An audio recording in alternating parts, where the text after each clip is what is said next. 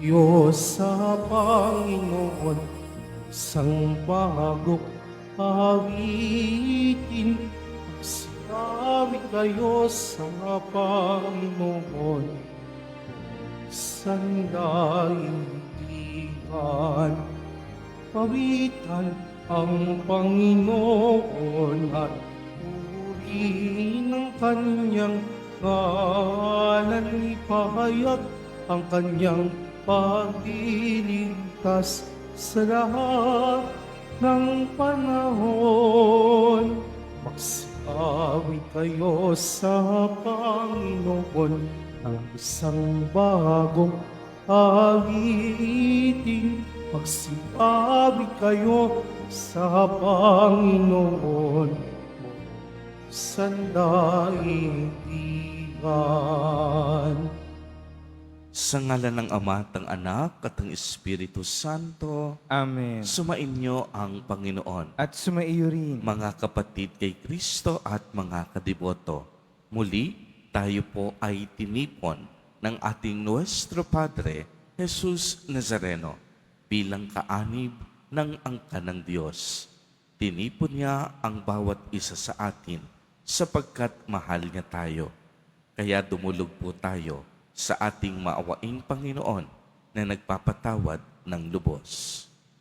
Inaamin ko sa makapangyarihang Diyos At sa inyo, mga kapatid, nalubha akong nagkasala sa isip, sa salita at sa gawa, at sa aking pagkukulang. Kaya isinasamo ko sa mahal na Birheng Maria, sa lahat ng mga anghel at mga banal, at sa inyo, mga kapatid, na ako'y ipanalangin sa Panginoong ating Diyos. Kaawaan tayo ng makapangyarihang Diyos. Patawarin tayo sa ating mga kasalanan at patnubayan tayo sa buhay na walang hanggan. Amen. Panginoon, kaawaan mo kami. Panginoon, kaawaan mo kami.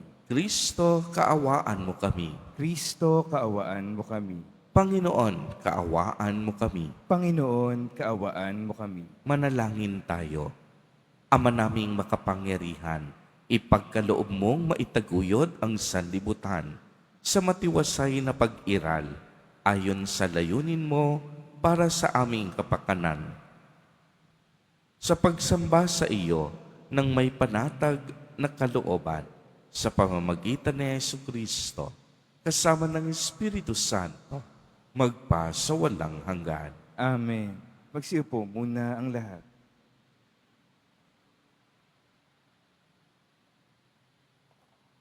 Pagbasa mula sa aklat ni Sirach, para na nag-aalay ng maraming handog ang sumusunod sa kautusan, sapagkat ang tumatalima sa mga utos ay parang nag-alay ng mga handog na pinagsasaluhan. Ang tumatanaw ng utang na loob ay para ng naghandog ng mainam na harina, at ang nakakawang gawa ay para ng nag-alay ng handog ng pasasalamat. Umiwas ka sa masama at kalulugdan ka ng Panginoon.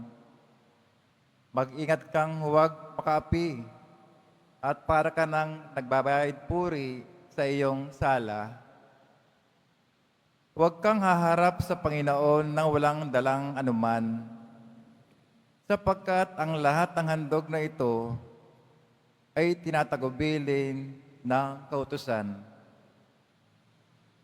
Kapag ang taong matuwid ay nag-aalay ng kanyang handog, ang bango ng taba na sinusunog sa dambana ay pumapailanlang hanggang sa luklukan ng kataas-taasan. Kinalulugdan ng Panginoon ang handog ng taong matuwid sa Kanya. Ito'y isang alaala na hindi niya malilimutan. Parangalan mo ang Panginoon ng buong katapatan at huwag mong panghinayangan ang unang bungang inihahandog mo sa Kanya. Ialay mo yung handog ng may ngiti sa mga labi at magbigay ka ng ikapu ng may galak sa puso. Maghandog ka sa Panginoon ng ubos kaya. Maging bukas palad ka sa Kanya, gaya ng ginawa niya sa iyo. Ang Panginoon ay masaganang gumanti, gagantihan Kanya ng 7 ibayo. Huwag mong susuhulan ang Panginoon, sapagkat di siya tumatanggap ng suhol. Huwag kang aasa sa handog na galing sa masamang paraan. Ang Panginoon ay Diyos ng katarungan. Wala siyang tinatanging sinuman.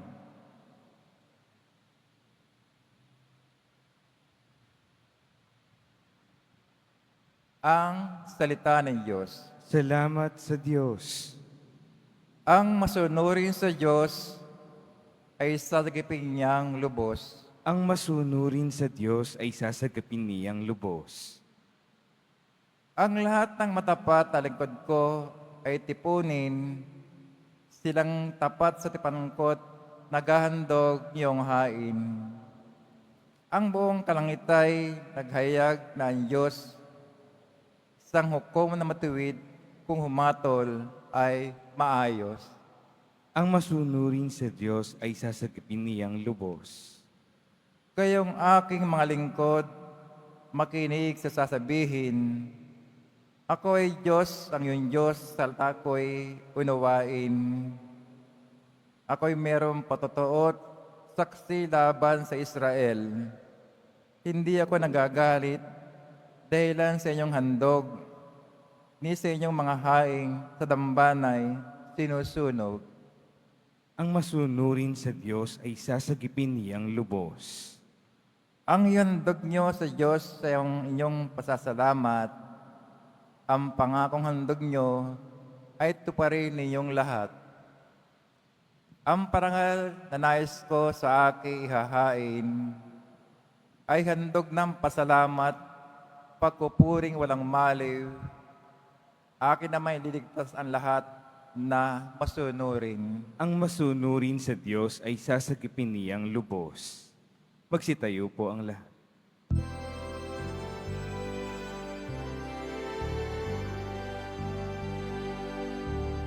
Hallelujah,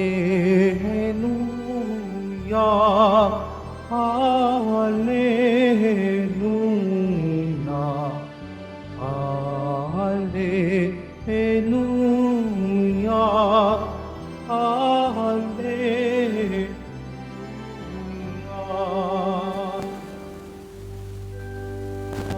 Sa Diyos Ama, pagkat ipinahayag pa ay siya ng mga aba. Hallelujah, Hallelujah,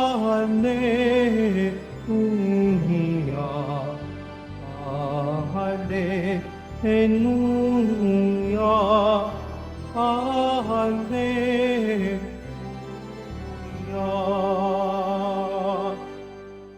Sumainyo ang Panginoon. At sumaiyo rin. Ang mabuting balita ng Panginoon ayon kay San Marcos. Papuri sa iyo, Panginoon. Noong panahong iyon, nagsalita si Pedro kay Jesus, "Tingnan po ninyo, iniwan namin ang lahat at kami sumunod sa inyo." Sinabi ni Jesus, "Tandaan ninyo ito, ang sinumang mag-iwan ng bahay o mga kapatid, ina, ama, mga anak, mga lupa dahil sa akin at sa mabuting balita ay tatanggap ng makasandaang ibayo sa buhay na ito. Mga bahay, mga kapatid, mga ina, mga anak, at mga lupa, ngunit may kalakip na pag-uusig. At sa kabilang buhay ay magkakaroon ng buhay na walang hanggan. Ngunit maraming nauuna na magiging huli at maraming nahuhuli na magiging una." Ang mabuting balita ng Panginoon. Pinupuri ka namin, Panginoong Heso Kristo. Magsiupo muna ang lahat. Magandang umaga po sa inyong lahat, mga kapatid kay Kristo. Sa lahat po ng ating mga taga-subaybay, sa iba't ibang online platforms, at sa lahat ng ating mga kadiboto, sa iba't ibang panig ng Pilipinas, at maging sa buong mundo, kung saan tayo ay naaabot ngayon ng ating live streaming. Mapayapang umaga din po sa inyong lahat. Purihin at dakilain natin ang ating Panginoon, ang mahal na poong Jesus Nazareno. Mga kapatid kay Kristo at mga kadiboto, malugod po namin kayong tinatanggap sa Basilica Minor at Pambansang Dambana ni Jesus Nazareno. Nabanggit ko po kahapon sa ating pagninilay na ang tunay na kahulugan ng ating buhay ay ang makasama at makapiling ang Diyos para sa inilaan niyang buhay na walang hanggan. Binibigyang diin na kung ang ating mga pagsisikap ay napakadami, anumang tagumpay na mayroon tayo, anumang ginto o kayamanan ang itinatago natin, ang lahat ng ito ay walang silbi. Ang lahat ng ito'y walang kahulugan kung wala tayong Diyos sa ating buhay. Ang ebanghelyo sa araw na ito ay pagpapatuloy lamang ng mabuting balita kahapon. Ipinaalala sa atin ni Jesus Nazareno ang sinumang mag-iwan ng buhay, mga kapatid, ina, ama, mga anak, mga lupa, dahil sa Diyos at sa mabuting balita, ay tatanggap ng makasandaang ibayo sa buhay na ito. Father, di po ba't ang nais ng Diyos ay maging buo at sama-sama ang bawat pamilya? Bakit po mas pagpapalain niya ang mga mag-iiwan sa kanilang mga mahal sa buhay? Una, dapat pong maging maliwanag sa atin na hindi literal na gusto ni Jesus Nazareno na iwanan natin ang ating mga pamilya. Sa wikang Griego, ang ginamit na salita ng Panginoon ay tungkol sa pakikitungo sa mga bagay o yung tinatawag na prioridad. Ginamit ito upang sabihin na ang Diyos dapat ang maging pangunahing layunin at sanhi ng ating buhay. Nangunguna dapat sa listahan natin ang ating Panginoon na siyang dapat nating mamahalin at paglilingkuran sa abot ng ating makakaya. Kaya literal din naman sa buhay ng mga pari, reliyoso at reliyosa na iwan ang kanilang pamilya upang buong pusong ialay at ihandog ang kanilang sarili para sa Diyos at sa sambayanan ng Diyos. Kaya nga po napakaganda ng sinabi sa atin sa unang pagbasa sa aklat ni Sirach. Kinalulugdan ng Panginoon ang handog ng mga taong matutuwid. Ito'y isang alaala na hindi malilimutan. Parangalan mo ang Panginoon ng buo mong katapatan at huwag mong panghinangayanan ang mga bungang inihahandog mo sa Kanya. Ialay mo ang iyong handog ng may ngiti sa iyong mga labi at magbigay ka ng may galak sa iyong puso. Maghandog ka sa Panginoon ng ubos kaya. maging bukas palad ka sa Kanya, gaya ng ginawa niya sa inyo. Kaya nga, ihandog natin ang ating oras, panahon at sarili sa ubasan ng Panginoon. Dahil kung tayo ay nakatutok at nakasentro sa Diyos, tiyak yun, hindi niya tayo pababayaan. Kaya nga idinagdag pa sa aklat ni Sirach, ang Panginoon ay masaganang gumaganti.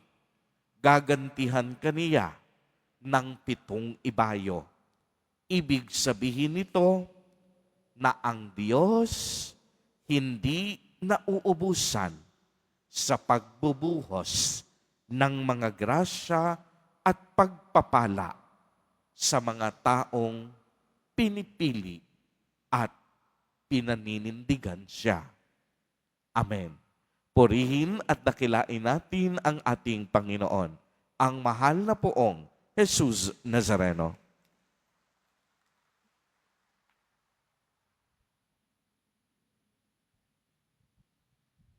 Pagsitayo na po ang lahat.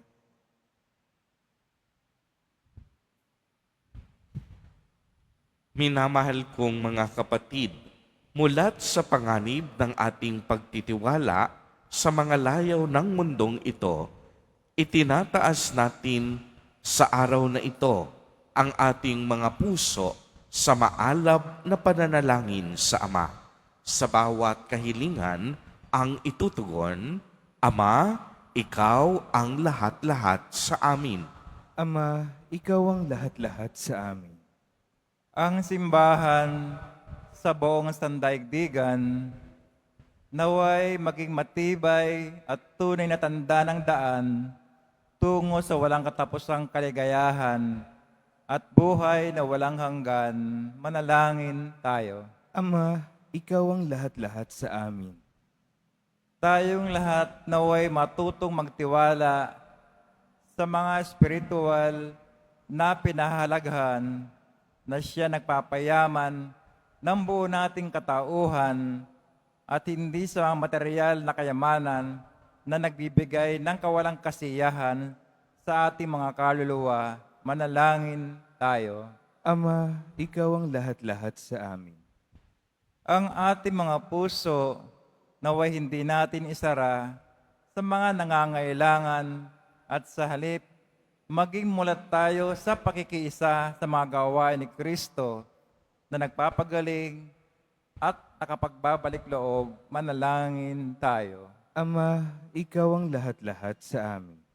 Ang mga may sakit at mga may kapansanan, naway madama nila ang kalinga ng Panginoon sa pamamagitan ng pag-ibig ng kanilang mga kapitbahay at mga kaibigan. Manalangin tayo. Ama, Ikaw ang lahat-lahat sa amin. Ang mga pumanaw nating mga kamag-anak at mga kaibigan, naway humimlay sa makalangit na kapayapaan ng Diyos. Manalangin tayo. Ama, Ikaw ang lahat-lahat sa amin.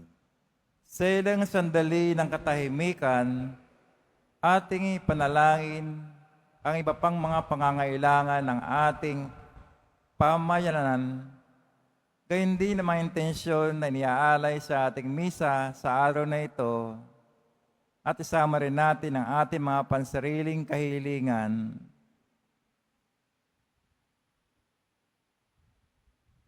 Manalangin tayo. Ama, Ikaw ang lahat-lahat sa amin. Makalangit na Ama, tingnan mo ng may habag ang mga nangangailangan. Liwanagan mo ng iyong katotohanan ang aming buhay at bigyan kami ng biyaya na mamuhay ayon sa mataas na pagpapahalaga sa amin ng iyong anak na si Jesucristo. Siya na nabubuhay at naghahari kasama mo at ng Espiritu Santo magpa sa walang hanggan. Amen.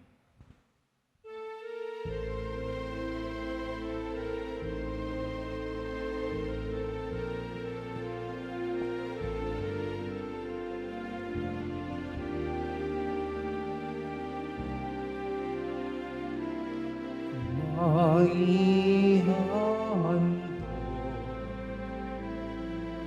sa'yo, Panginoon,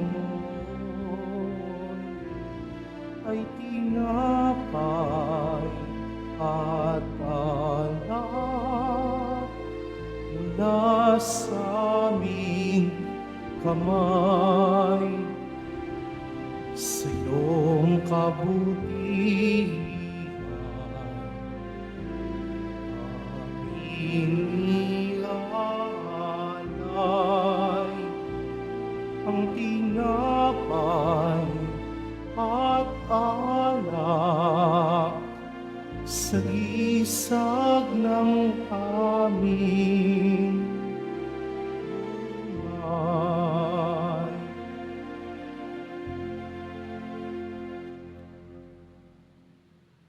Magsitayo na po ang lahat. Manalangin kayo mga kapatid upang ang paghahain natin ay kalugdan ng Diyos amang makapangyarihan.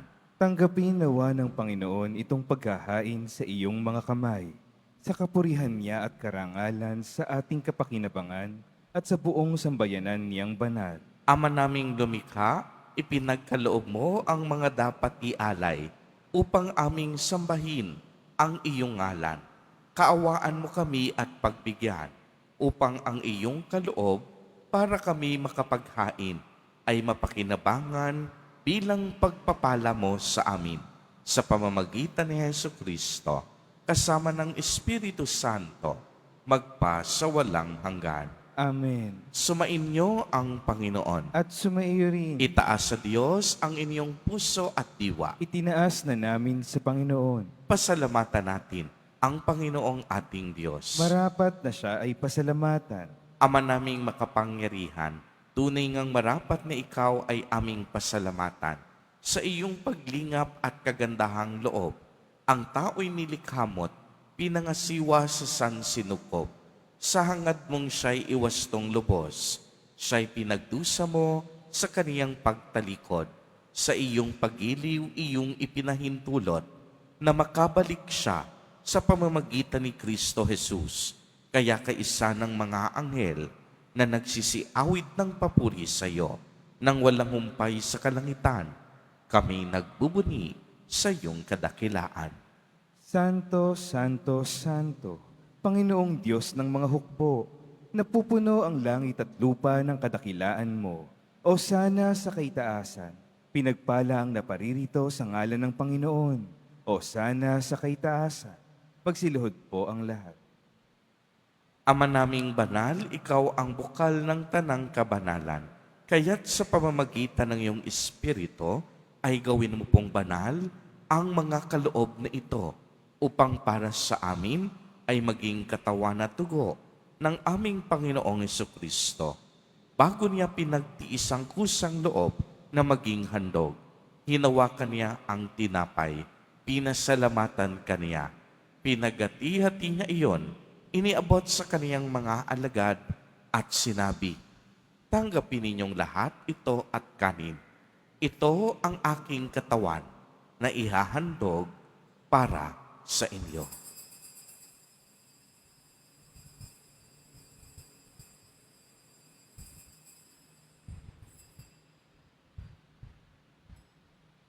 Gayon din naman noong matapos ang hapunan, hinawakan niya ang kalis. Muli kanyang pinasalamatan. Iniabot niya ang kalis sa kaniyang mga alagad at sinabi, "Tanggapin ninyong lahat ito at inumin. Ito ang kalis ng aking dugo, ng bago at walang hanggang tipan. Ang aking dugo na ibubuhos para sa inyo at para sa lahat sa ikapagpapatawad ng mga kasalanan.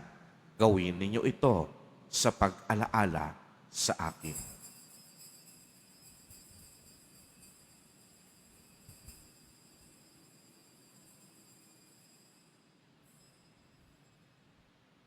Magsitayo po ang lahat. Ang misteryo ng pananampalataya. Si Kristo'y namatay, si Kristo'y nabuhay, si Kristo'y babalik sa wakas ng panahon. Ama, ginagawa po namin ngayon ang pag-alaala sa pagkamatay at muling pagkabuhay ng iyong anak. Kaya't iniaalay namin sa iyo ang tinapay na nagbibigay buhay at ang kalis na nagkakaloob ng kaligtasan. Kami po'y nagpapasalamat dahil kami iyong minarapat na tumayo sa harap mo para maglingkod sa iyo.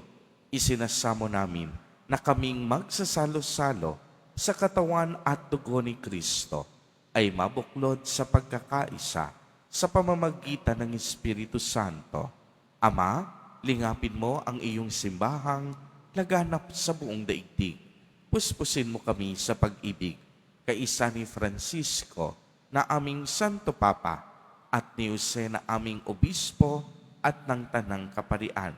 Alalahanin mo rin ang mga kapatid naming nahimlay nang may pag-asang sila'y muling mabubuhay. Gayon din ang lahat ng mga pumanaw. Kaawaan mo po sila at patuloyin sa iyong kaliwanagan. Kaawaan mo at pagindapatin kaming lahat na makasalo sa iyong buhay na walang wakas. Kaisa ng mahal na Birheng Maria na Ina ng Diyos, ng kabiyak ng puso niyang si San Jose, kaisa ng mga apostol at ng lahat ng mga banal na namuhay dito sa daigdig ng kalugod-lugod sa iyo, maipagdiwang nawa namin ang pagpupuri sa ikararangal mo sa pamamagitan ng iyong anak na aming Panginoong Hesukristo. Sa pamamagitan ni Kristo, kasama niya at sa Kaniya, ang lahat ng parangal at papuri ay sa iyo, Diyos amang makapangyarihan, kasama ng Espiritu Santo, magpa sa walang hanggan. Amen. Sa tagubili ng mga nakagagaling na utos at turo ni Jesus na Panginoon natin at Diyos, ipahayag po natin ng lakas loob. Ama namin, sumasalangit ka. Sambahin ang ngalan mo, mapasa amin ang kaharian mo. Sundin ang loob mo dito sa lupa para ng sa langit. Bigyan mo kami ngayon ng aming kakanin sa araw-araw at patawarin mo kami sa aming mga sala para ng pagpapatawad namin sa nagkakasala sa amin. At huwag mo kaming ipahintulot sa tukso at iadya mo kami sa lahat ng masama. Hinihiling namin na kami iadya sa lahat ng masama. Pagkalooban ng kapayapaan araw-araw, iligtas sa kasalanan at ilayo sa lahat ng kapahamakan. Samantalang aming pinananabikan ang dakilang araw ng pagpapahayag ng tagapagligtas naming si Hesukristo. Sapagkat iyo ang kaharian at ang kapangyarihan at ang kapurihan magpakailanman. Amen. Panginoong Hesukristo, sinabi mo sa iyong mga apostol, kapayapaan ang iniiwan ko sa inyo. Ang aking kapayapaan ang ibinibigay ko sa inyo. Tunghayan mo ang aming pananampalataya at huwag ang aming mga pagkakasala. Pagkalooban mo po kami ng kapayapaan at pagkakaisa ayon sa iyong kalooban, kasama ng Espiritu Santo, magpa sa walang hanggan. Amen. Ang kapayapaan ng Panginoon ay laging sumainyo. At sumaiyo rin. Magbigayan po tayo ng kapayapaan sa isa't isa.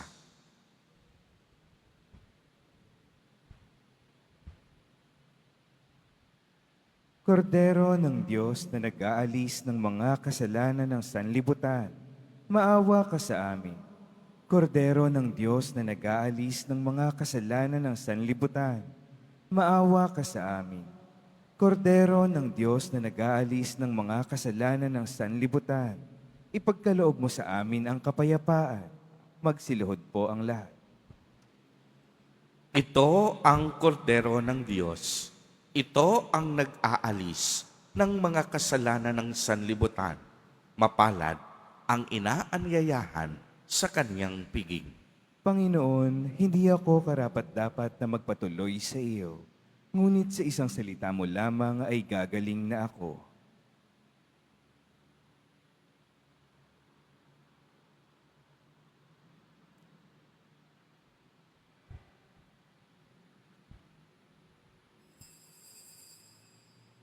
Para sa lahat ng tatanggap ng banal na komunyon, Sasagot po tayo ng amen pagkasabi ng pari o ng lay minister ng katawan ni Kristo. Isubo agad sa bibig bago umalis sa harapan ng pari o lay minister. Sumunod po tayo.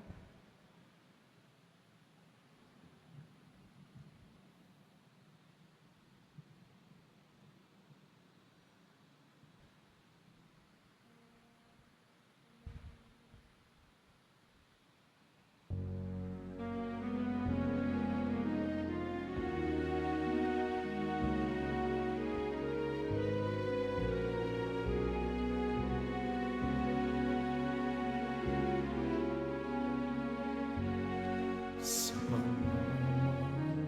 Diyos, sino ang makaingit? Mayroon ka bang nababatid?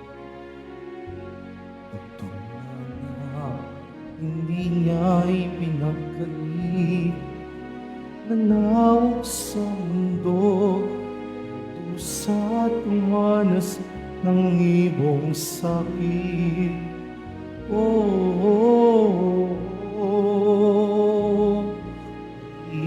Ka sa dakila pagmamahal mo, kahit bayaran ka, hindi sapat ito upang ibalik ito. Tinigis ng iyong anak para sa akin.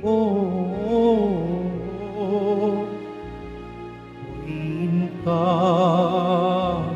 sa dakilang pagmamahal mo, kahit bayaran ka, hindi sapat ito upang ibalik ang itinigis ng iyong anak para sa akin.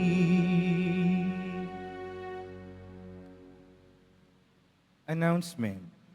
Ang lahat po ay inaanyayahan, lalo na ang mga may sakit o may karamdaman sa ating Healing Mass and Service sa darating na March 6, 2025, Huwebes sa ganap na ika-6 ng gabi. Makiisa po tayo. Mga paalaala sa mga nagsisimba. Pagkatapos ng misa, wiwisikan po ang lahat ng banal na tubig. Pinakikiusapan ng lahat na manatili lamang muna sa inyong mga lugar. Tanging sa Quezon Boulevard o sa Plaza San Juan lamang ang labasan ng lahat. Sumunod po tayo. Maraming salamat po sa inyong pagdalaw at pagsisimba sa Basilica Menor at Pambansang Dambana ni Jesus Nazareno. Magsitayo po ang lahat. Manalangin tayo.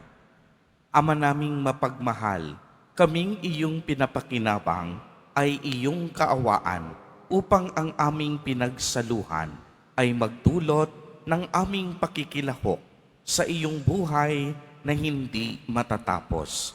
Iniluluhog namin ito sa pamamagitan ni Jesucristo, kasama ng Espiritu Santo, magpa sa walang hanggan. Amen. Sumainyo ang Panginoon. At sumaiyo rin. Mahal na poong Jesus Nazareno, inihayag mo sa pamamagitan ng krus ang walang maliw na pag-ibig ng Diyos sa sangkatauhan. Pakinggan mo ang kahilingan, lalo na para sa mga nangangailangan ng iyong tulong at awa. Makamtanawa namin ang iyong kasagutan na may utang na loob na tinatanaw. Basbasan din po ninyo ang mga imahin at dasalan upang lalo kaming manalangin at magtiwala. Sa pamamagitan ng bendisyon na ito, naway lalo kaming maging mapaglingkod, masunurin at tapat sa iyo na aming maluwalhating Panginoon, magpa sa walang hanggan. Amen. At pagpalain po kayong lahat at ng inyong buong pamilya ng makapangyarihang Diyos, Ama, Anak, at Espiritu Santo. Amen. Pumayo kayong taglay ang pag-ibig at kapayapaan ng poong Jesus Nazareno. Salamat sa Diyos.